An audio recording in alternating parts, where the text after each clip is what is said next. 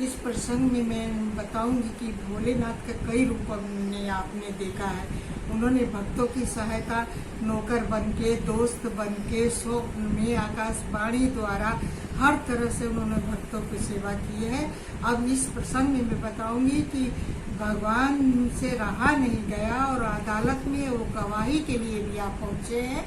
इसको मैं अभी अपने प्रसंग में स्पष्ट कर रही हूँ कि ऐसा था कि एक गांव में एक रामधनी नाम का व्यक्ति रहता था। वो मजदूरी के साथ साथ किसानी भी करता था और उसके गांव में एक भोलेनाथ का मंदिर था। वहाँ पर वो रोज पूजा पाठ करके पुजारी जी का भी हाथ बटाता था। इसलिए लोग रामधनी ना कहकर उसे भोला राम कहते थे और उसका नाम ही भोला राम पड़ गया, क्योंकि हर बात में वो कहता था मैं क्या जानूँ भोलानाथ जी जाने, मैं क्या जानूँ भोलेनाथ जी जाने। इस तरह से वो हर समय करता रहता था। अब इसी तरह उन लोगों का दिन बीतता गया। अब लड़की जब बड़ी हो गई तो उसके औरत ने कहा कि एक लड़का एक लड़की है, लड़की का शादी हम लोग जल्दी कर दे।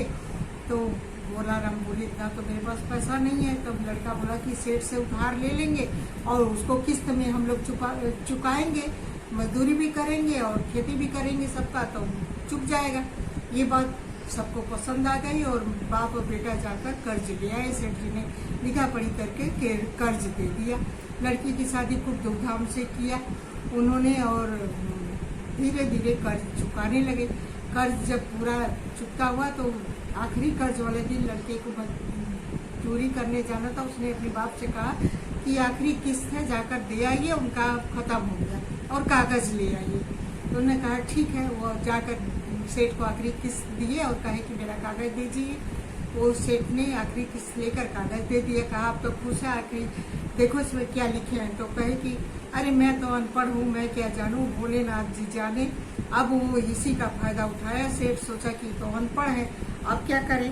तो वो जाकर उनके यहाँ अपने मुनीब से कहा, इशारा किया कि इसका पेपर बदल दो और उसको कह दिया कि जाओ तुम पानी लाओ। वो गया पानी लाने और तब तक से मुनीब ने पेपर बदल दिया। और जब आया पानी लेकर तो उसने दूसरा पेपर देकर वो पेपर रख दिया। घर में लड़का आया तो बोला करे इसमें तो लिखा है कि किस्त पूरा नहीं दिया। फिर दोनों बाप बेटा गए, पुजारी जी से भी कहा, गांव वालों से भी कहा, लेकिन कोई उसके खिलाफ खड़ा ही नहीं हो रहा था। उसने कहा अब अदालत में फैसला होगा। अब अदालत में वो ले गया उन लोगों को। अब उसी की तरफ से सब लोग गवाही डर के दिए, इस बेचारे का कोई साथ नहीं दिया। वो जज साहब ने कहा भाई तुम भी कोई गवाह पेश करो। का रोने लगा कि जज साहब मेरे पास कोई गवाह नहीं है, भोलेनाथ जाने और कोई मेरे पास नहीं है। अब वो जज ने तारीख बदल दी और कहा कि भोलेनाथ जी जाने ठीक है। अपने चपरासी को उसने गांव में भेजा कि जाओ भोलेनाथ को एक चिट्ठी देकर आना। वो चपरासी पूरे गांव में खोज दिया, कहीं भोलेनाथ नाम का व्यक्ति नहीं था।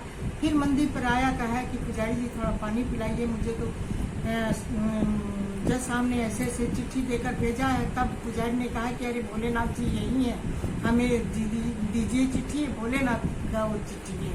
और उनको पानी पिलाकर भेज दिया। अब वो भोले राम से बोला कि देखो भोलेनाथ जी ने जब चिट्ठी मंगवा ली है तो तुम्हारी गवाही भोलेनाथ जी ही करेंगे, उन्हीं का काम है। तब बोला जय हो भोलेनाथ जी। और अगले जब तारीख आई तो उस जज ने कहा क्यों तुम्हारे गवाह आए? तब उसने कहा कि हाँ मेरे भोलेनाथ जी आए हैं, आप जाकर चपरासी से बुलाइए।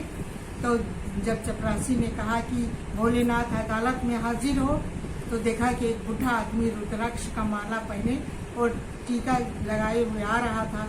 तब पूछा कि अदालत में खड़ा हुआ, कहे आप कौन हैं बाबा? कि मैं भोलेनाथ हूँ। क्या ठीक है आप गवाही दे रहे हैं? कि हाँ गवाही दे रहे हैं। आपके पास सबूत है? कि हाँ सबूत तो है, लेकिन इस समय मैं जैसा बता रहा हूँ वैसा आपको सबूत मिलेगा। तब उन्होंने कहा कि इसके जाकर अलमीरा खोलिए। अलमीरा में सबसे ऊपर जहाँ ये पैसा रखता है उसी के पास इसके तिजोरी में ये कागज बदल कर रखा है। अपने किसी विश्वस्त लोगों को भेजिए और इससे वो मंगवाइए। तो वो उसने जज ने कहा और भोलेनाथ जी ने भेजा और वो जाकर ले आया कागज, सिपाही ले आए और दिए तो जज साहब ने कहा कि देखो ये बात तो सही है, ये एकदम सही है, सारा पेमेंट हो गया है, तुम झूठ बोल रहे हो। अब तो जो सेठ की तरफ गवाही देने वाले आधे गांव वाले तो भाग गए, लेकिन मुनीम, सेठ और 2-4 लोग पकड़े गए, जिसको कि अदालत में सजा मिली। जज ने सजा दिया और इनको भोले राम को बाइज्जत बरी कर दिया। सब लोगों ने उनको जयकार की, बधाई देने लगे। तब भोले राम बोले कि अरे मैं भोलेनाथ जी को बधाई तो देकर आऊं। और जब वहाँ गए तो देखे कि भोलेनाथ जी नहीं थे, चले गए। तब पुजारी बाबा ने कहा कि अरे तुम्हारे भोलेनाथ जी आए थे, उनको जाकर तुम मंदिर में बधाई दो। इस तरह से भोलेनाथ जी खुशी होकर आए और मंदिर में गए। मंदिर में उन्होंने भगवान का माथा टेका, सबको प्रसादी खिलाया और सबको बांटा। कहे कि हे भोलेनाथ, आपने मेरी इज्जत रखी, नहीं तो मैं तो कहीं का नहीं। इस तरह से भोले राम ने भोलेनाथ पर विश्वास किया और भोलेनाथ को अदालत में गवाही देनी पड़ी। तो इस तरह से हमारे महादेव जी हर रूप में अपने भक्तों की सहायता किए हैं, चाहे जिस रूप में, लेकिन भक्त सही रहे तब, सच्चा रहे तब, ईमानदार रहे तब उन्होंने सहायता की। जय माता।